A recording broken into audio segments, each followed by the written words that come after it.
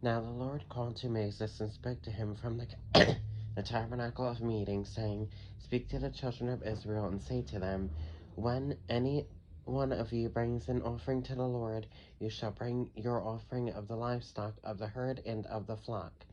If his offering is a burnt sacrifice of the herd, let him offer a male without blemish. He shall offer it of his own free will at the door of the tabernacle of meeting before the Lord.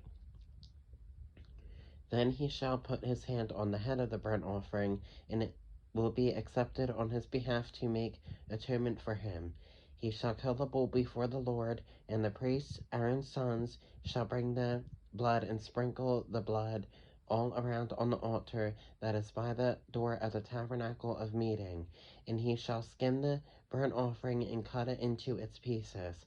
The sons of Aaron the priest shall put fire on the altar and lay the wood in order on the fire.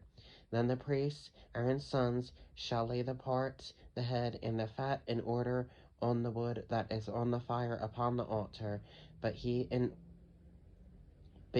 shall wash its entrails and its legs with water, and the priest shall burn all on the altar as a burnt sacrifice, an offering made by fire, a sweet aroma to the Lord.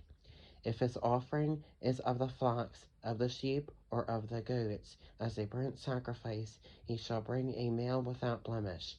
He shall kill it on the north side of the altar before the Lord, and the priests, Aaron's sons, shall sprinkle its blood all around on the altar. And he shall cut it into its pieces with its head and its fat, and the priest shall lay them in order on the wood that is on the fire upon the altar, but he shall wash the entrails and the legs with water. Then the priest shall bring it all and burn it on the altar. It is a burnt sacrifice, an offering made by fire, a sweet aroma to the Lord.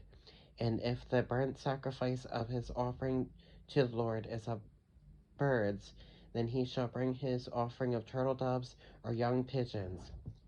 The priest shall bring it to the altar, wring off its head, and burn it on the altar. Its blood shall be drained out at the side of the altar, and he shall remove its crop with its feathers and cast it beside the altar on the east side into the place for ashes. Then he shall split it at its wings, but shall not divide it completely, and the priest shall burn it on the altar on the wood that is on the fire. It is a burnt sacrifice, an offering made by fire, a sweet aroma to the Lord.